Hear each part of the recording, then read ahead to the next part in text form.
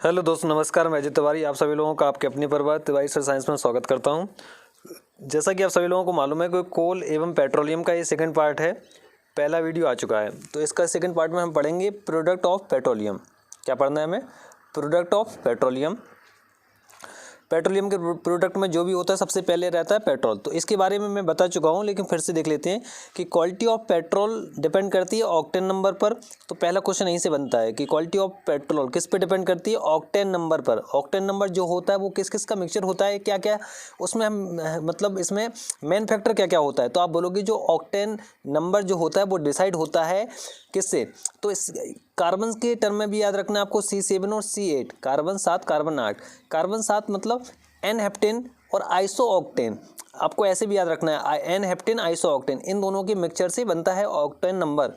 ठीक है, जिसमें आइसो ऑक्टेन ज़्यादा है। आइसो ऑक्टेन की ऑक्टेन नंबर जो होती है वो होती है 100। नाम ही देखो ऑक्टेन, तो आइसो ऑक्टेन आ रहा है, याद रखना है। तो आइसो ऑक्टेन की ऑक्टेन नंबर 100 होती है, जबकि एन हेप्टेन की होती है 0।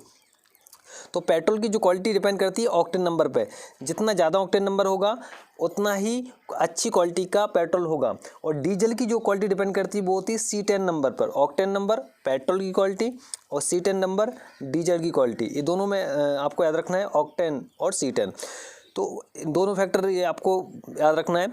अब देखिए यहाँ पर ये मैं जल्दी पढ़ाऊंगा क्योंकि मैं पढ़ा चुका हूँ आपको ये पहले वीडियो में। ठीक है, कि प्रीमियम पेट्रोल में एन हेप्टेन नहीं होता। आपको मैंने बताया था कि प्रीमियम पेट्रोल का मतलब है अच्छी क्वालिटी का पेट्रोल। और अच्छी क्वालिटी का पेट्रोल किसे माना जाएगा? जिसमें केवल और केवल आइसो ऑक्टेन हो। आइसो ऑक्टेन क्यों हो? क्योंकि उसकी जो ऑक्टेन नंबर होती है वो 100 होती है, जबकि एन हेप्टेन पेट्रोल की क्वालिटी को कम करता है, बेकार करता है। और आइसो ऑक्टेन जितना ज़्यादा होगा क्वालिटी उतनी बेहतर होगी। तो इसमें ये लिखा है जो प्रीमियम पेट्रोल होता है, देखो प्रीमियम पेट्रोल में एन हेप्टेन नहीं होता। एन हेप्टेन नहीं होता, जो क्वालिटी को बुरा करता है वो नहीं होता है। क्या होता है इसमें? तो आइसो ऑक्टेन होता है, क्योंकि यह अच्छी क्वालिटी का पेट्रोल होता है। एन हेप्टेन ऑक्टेन संख्या सबसे कम होती है। ठीक है, तो आपको बस इतना ही याद रखना है।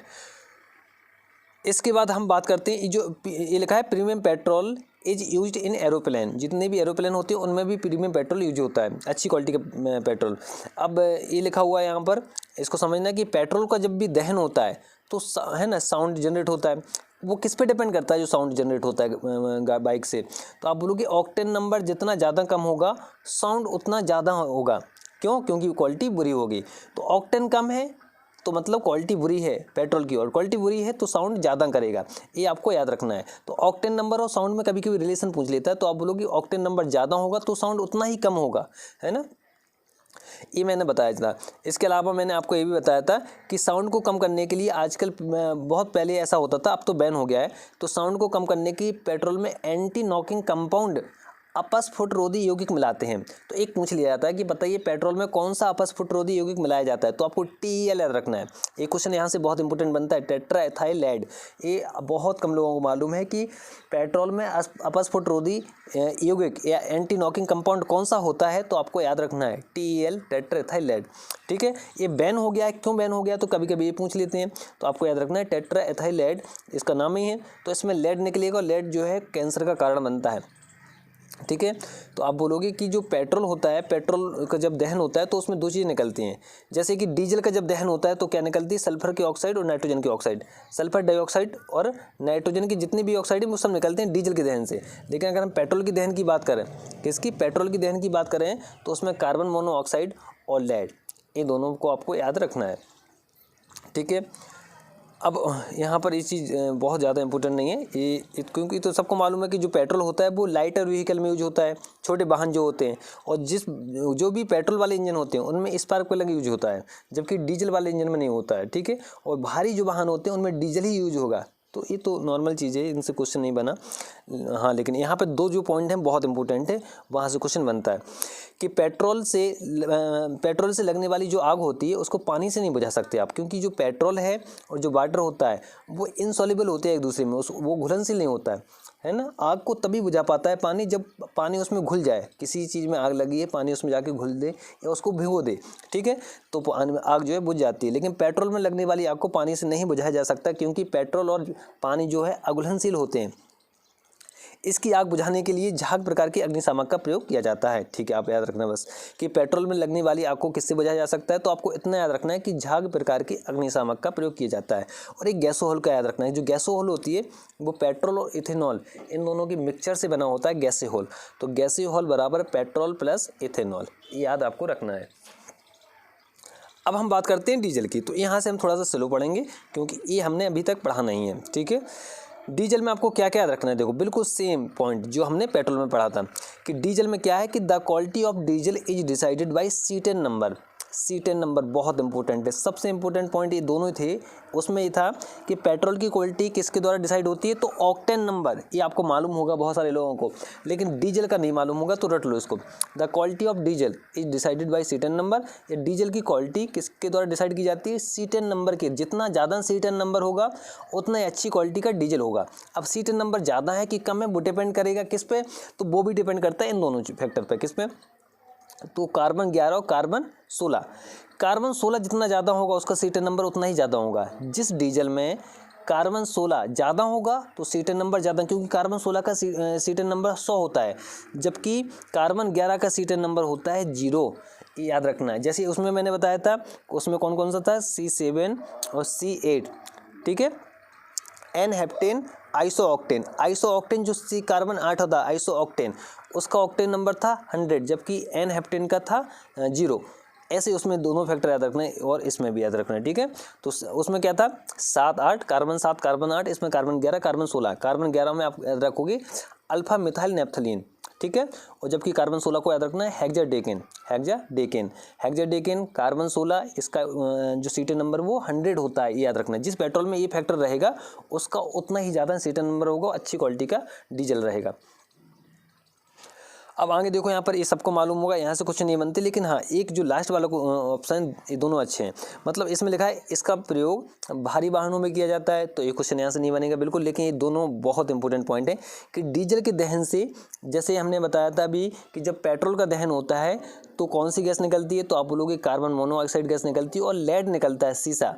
किसकी, पेट्रोल के दहन से कार्बन मोनोऑक्साइड गैस निकलती है और लेड निकलता है सीसा, जो कि कैंसर के लिए बहुत, मतलब कैंसर के लिए, कैंसर के में उपयोग होता है। शीशे से ही बहुत ज़्यादा कैंसर होता है, त्वचा कैंसर होता है। अपने जो बैटरियाँ होती हैं बड़े बड़े शहरों में, तो वहाँ पर जो प्रदूषण का मुख्य कारण शीशा ही होता है। लेड बहुत हानिकारक है बॉडी के लिए। जबकि नेप्थलीन जो है, एक नेक्स्ट पॉइंट याद रखना है आपको कि इसमें डीजल के दहन से सल्फर डाइऑक्साइड गैस निकलती है और नाइट्रोजन की जितनी भी ऑक्साइड है, जैसे नाइट्रोजन डाइऑक्साइड है ना, तो नाइट्रोजन की ऑक्साइड और सल्फर डाइऑक्साइड, ये दोनों कौन सी गैस निकलती है डीजल के दहन से, सल्फर डाइऑक्साइड। जबकि पेट्रोल के दहन से कौन सी गैस निकलती है, तो आप बोलोगे कार्बन मोनोऑक्साइड। ठीक है, इसके सल्फर डाइऑक्साइड के साथ नाइट्रोजन की ऑक्साइड याद रखना है, और जबकि कार्बन मोनोऑक्साइड के साथ लेड याद रखना है। दोनों ही इंपॉर्टेंट हैं। और नेप्थलीन जो होता है वो कोल तार से प्राप्त की जाती है। एक क्वेश्चन डायरेक्ट आया था एक बार कि नेप्थलीन कहाँ से प्राप्त होती है, किससे, तो आप बोलोगे नेप्थलीन कोल तार से प्राप्त होती है। अब हम बात करते हैं केरोसिन ऑयल की। अब केरोसिन ऑयल तो मालूम होगा आपको, है ना, जिसको बोलते हैं शुद्ध हिंदी में मिट्टी का तेल, जिसमें आग लगती है। अब तो बंद हो गया ये। तो केरोसिन ऑयल जो है, इसका उपयोग आग लगाने में किया जाता है। इसका उपयोग आग लगाने में किया जाता है और इसका प्रयोग शुष्क धुलाई में भी किया जाता है। तो ये पॉइंट आपको याद रखना, ये नहीं मालूम रहता है। केरोसिन तेल, केरोसिन ऑयल हर किसी को मालूम रहता है कि भाई बिल्कुल इसका प्रयोग आग लगाने में किया जाता है, लेकिन इसका प्रयोग शुष्क धुलाई में भी किया जाता है। और ये जो प्रीमियम केरोसिन ऑयल होता है, कौन सा, प्रीमियम केरोसिन ऑयल, ठीक है, इसका उपयोग होता है हेलीकॉप्टर में और जेट प्लेन में। ठीक है, प्रीमियम केरोसिन ऑयल, जो अच्छी क्वालिटी का केरोसिन ऑयल होता है उसको बोलते हैं प्रीमियम केरोसिन ऑयल। और इसी का दूसरा नाम होता है aviation turbine fuel, ATF। ATF का आपको फुल फॉर्म भी याद रखना है। ये सारे पॉइंट जो भी मैं बता रहा हूँ, ठीक है ना, मैं बिल्कुल फिक्स बताता हूँ आपको कि ज़्यादा ना पढ़ने पड़े और ज़्यादा से ज़्यादा नंबर आए आपके। ठीक है, वैसे तो इन बहुत सारी चीज़ें होती हैं इनमें, लेकिन जो कॉन्सेप्ट बेस्ड होते हैं, जहाँ से क्वेश्चन निकले हुए हैं, आने की संभावना ज़्यादा होती है, वो मैं बता रहा हूँ। तो आपको क्या याद रखना है, केरोसिन ऑयल में बस सिर्फ और सिर्फ एक 4-5 क्वेश्चन याद रखना है। क्या कि केरोसिन ऑयल से आग लगती है, आग लगाने में सहायक होता है, शुष्क धुलाई में भी सहायक होता है। ठीक है, और जो प्रीमियम केरोसिन ऑयल होता है, इसका उपयोग हेलीकॉप्टर जेट प्लेन में होता है। इसके अलावा इसे ATF के नाम से जाना जाता है, aviation turbine fuel, ATF, aviation turbine fuel. अब हम बात करते हैं स्नेहक की, जिसको बोलते हैं लुब्रिकेंट्स। ठीक है, स्नेहक आपको मालूम होगा जिसको बोलते हैं। स्नेहक का प्रयोग कहाँ करते हैं? तो आपने बोला होगा कि घर्षण को कम करने में स्नेहक का प्रयोग किया जाता है ना।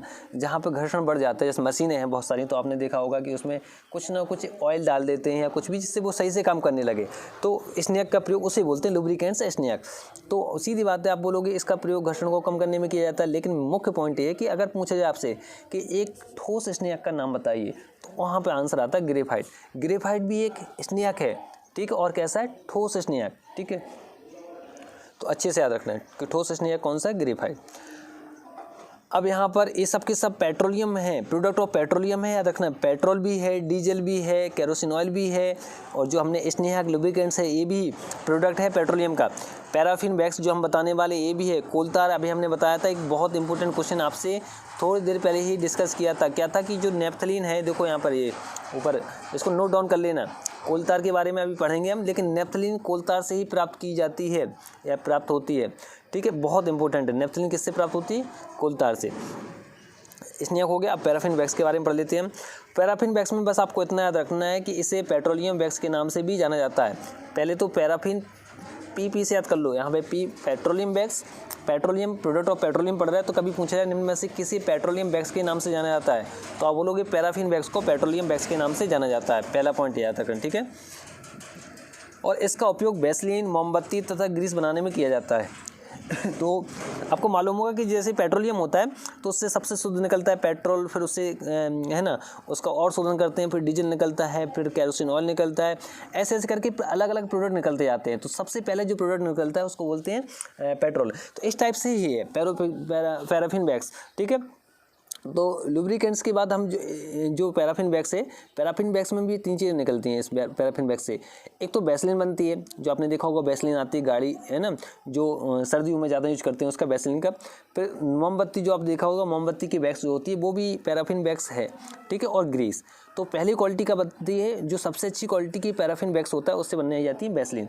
सेकंड, उससे कम क्वालिटी की होती है उसको मोमबत्ती बन जाती है, और उससे भी बेकार क्वालिटी का जो बचता है लास्ट में प्रोडक्ट, उसको उससे ग्रीस बनता है। तो आप बोलोगे पैराफिन वैक्स जो है उसका उपयोग किया जाता है वैसलीन, मोमबत्ती और ग्रीस बनाने में किया जाता है। आपको ये याद रखना है, पैराफिन वैक्स। नेक्स्ट हम बात करते हैं कोल तार की। ये ध्यान रखना आपको कि है ना, पेट्रोलियम वैक्स कैसे कहते हैं? पैराफिन वैक्स को। और इसका उपयोग कहाँ कहाँ किस किस को बनाने में किया जाता है? तो आप बोलोगे वैसलीन, मोमबत्ती और ग्रीस। ठीक है, तो नेक्स्ट है कोल तार। अब कोल तार के बारे में एक बात तो मैं आपको बता चुका हूँ आपको। ठीक है, बस इसका एक पॉइंट और याद रख लीजिए आपको कि पहला तो वो नेफ्थलीन वाला हो गया कि नेफ्थलीन कोल तार से बनाई जाती है। दूसरा, इसे बिटुमिन के नाम से भी जाना जाता है। तो बिटुमिन ये याद रखना, बिटुमिन के नाम से कोल तार को जाना जाता है। बिटुमिन के नाम से कोल तार को जाना जाता है, और कोल तार से ही नेफ्थलीन बनाई जाती है। ठीक है, नेफ्थलीन कोल तार से बनाई जाती है। तो बस इस 2 पॉइंट आपको ये याद ही रखना है, कैसे भी करके तुरंत लिख लो यहाँ पर। ठीक है, और बिटुमिन है, बिटुमिन के नाम से कैसे जाना जाता है? कोल तार को। तो कोल तार का ही दूसरा नाम क्या है? बिटुमिन। और कोल तार का दूसरा नाम बिटुमिन है। कोल तार से ही नेफ्थलीन बनाई जाती है। ठीक है, इसके बाद जो नेक्स्ट पॉइंट है ये हमें अभी नहीं पढ़ना है, ये जो बहुत थोड़ा सा कॉन्सेप्चुअल है केमिस्ट्री का, कि वो मैं बताऊँगा, पीरियोडिक टेबल से संबंधित है। ये बहुत रेयर केस में आते हैं, लेकिन थोड़ा सा कठिन क्वेश्चन है कि मतलब स्टेबिलिटी कोई भी एलिमेंट होती है कैसे बढ़ती है, एनर्जी पे डिपेंड करती है ना। तो ऐसे कभी कभी आपको पूछ लेते हैं, वो मैं बताऊँगा एक एक करके, बहुत सारे क्वेश्चन हैं। तो पहले तो ये बता दीजिए मुझे, ये सब वीडियो देख के ये बताओ मुझे कि आपको अगर मैं ऐसे पढ़ाऊँ, क्योंकि हम पे थोड़ा सा व्हाइट बोर्ड में पढ़ाना बहुत दिक्कत कर रहा है ना, क्योंकि सामने आके सब कुछ ऐसे ही पढ़ा हुआ है। मैं जब तक भोपाल नहीं जाऊंगा तब तक दिक्कत होगी पढ़ाने में, क्योंकि वहाँ पे पूरा सेटअप जमा हुआ है। तो अभी आप बस इतना बताना कि आपको ऐसे बिल्कुल सब कुछ लिखा हुआ दिख रहा है, मैं समझा रहा हूँ, अपने नोट्स से सब कुछ देता जा रहा हूँ, तो आपको समझ में आ जाएगा। तो बताइए ऐसे समझ में आ रहा है कि नहीं आ रहा। और ये आपका टॉपिक लगभग कंप्लीट हो गया है। छोटा सा टॉपिक था, मैंने सोचा छोड़ना नहीं चाहिए। केमिस्ट्री में वैसे भी है ना ज़्यादा टॉपिक नहीं दिए रेलवे वालों ने, तो बिल्कुल जितने टॉपिक हैं उनको अच्छे से आपको आना चाहिए। तो एक एक करके मैं जल्दी बहुत अच्छे क्वेश्चन लेके आऊँगा आपको। तो मैसेज करके ज़रूर बताना कि कैसा लगा ये वीडियो, समझ में ऐसे आ रहा है कि नहीं आ रहा है। तो मैं ऐसे वीडियो जल्दी लेके आऊँगा। Thank you.